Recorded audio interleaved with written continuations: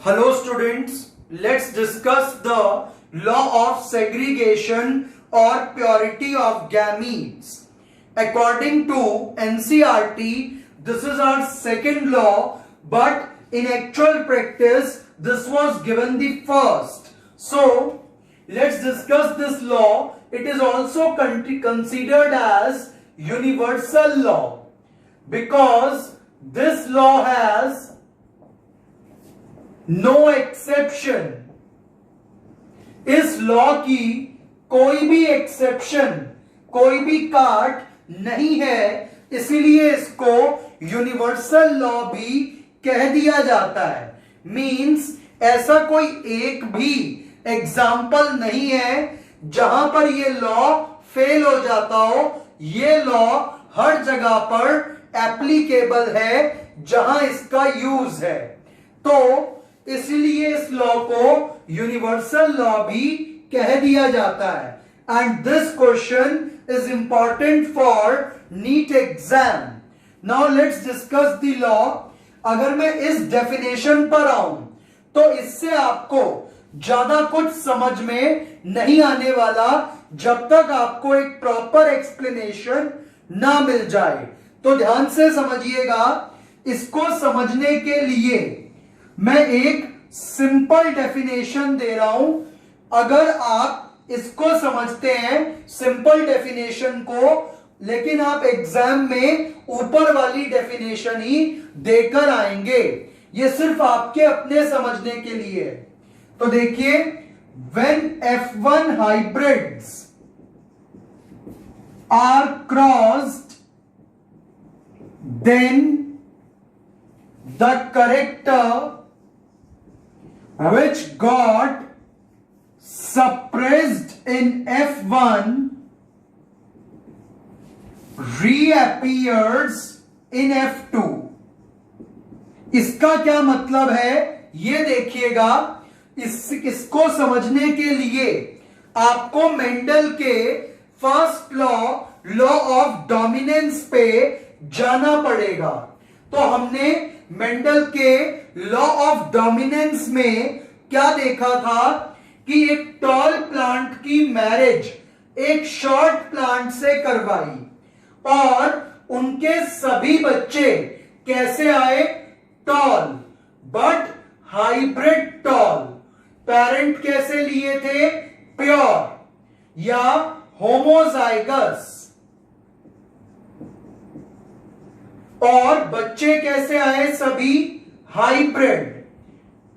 तो अगर हम इन हाइब्रिड्स की क्रॉसिंग करा दें तो जो करेक्टर, यानी कि स्मॉल वाला करेक्टर या ड्वार्फ वाला करेक्टर जो फर्स्ट जनरेशन में रिसेसिव हो गया था, वो सेकेंड जनरेशन में सामने आ जाएगा।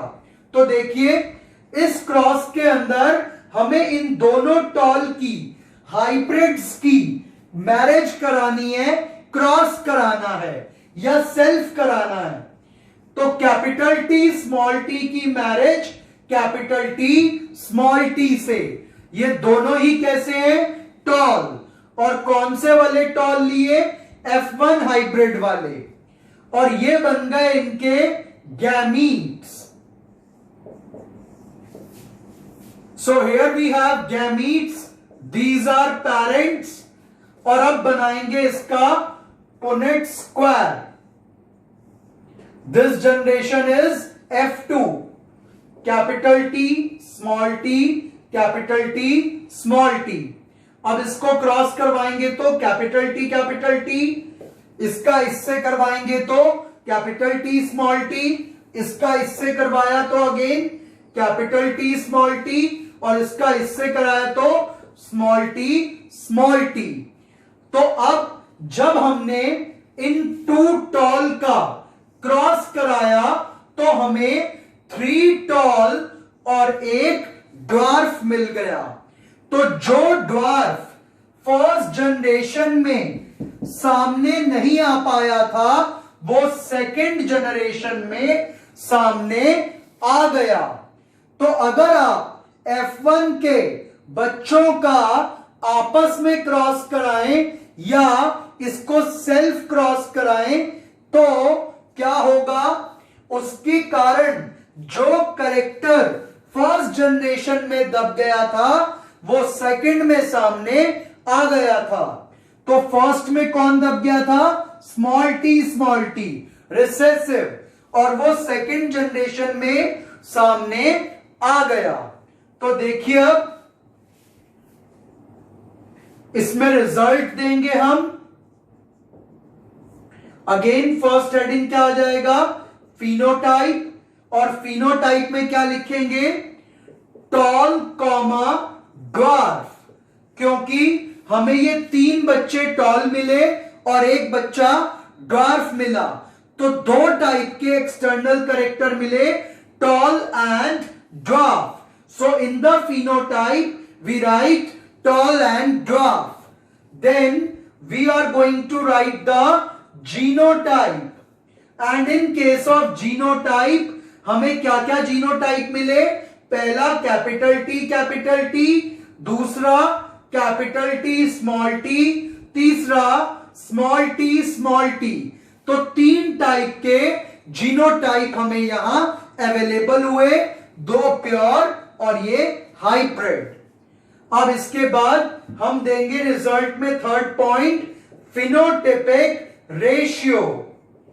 तो देखिए हमारे पास टॉल कितने हैं, 3 टॉल तो है, we have 3 tall and 1 dwarf. So phenotypic ratio is 3:1। और अगर जीनोटाइपिक रेशियो की बात करें तो इसके अंदर कैपिटल टी कितने हैं, 1, कैपिटल टी स्मॉल टी कितने हैं, 2, एंड स्मॉल टी 1। तो इसलिए जीनोटाइपिक रेशियो क्या आ जाएगी, 1:2:1। तो हमें मेंडल का फर्स्ट लॉ तो यह सिखाता था कि आप 2 प्योर की मैरिज करवाइए तो एक का करेक्टर सामने आएगा, और सेकंड लॉ क्या कहता है, आप इन 2 हाइब्रिड्स की मैरिज करवाइए तो जो करेक्टर फर्स्ट जनरेशन में दब गया था वो सेकंड जनरेशन में सामने आ जाएगा। This was the concept of second law, और इसको हम law of purity of gametes भी कह देते हैं। इसका मतलब यह है कि ये कैपिटल टी और स्मॉल टी जो एलील्स हैं ये आपस में ब्लेंड नहीं हुए, चिपके नहीं, फ्यूज नहीं हुए, ये गैमीट में अलग अलग हो जाएंगे।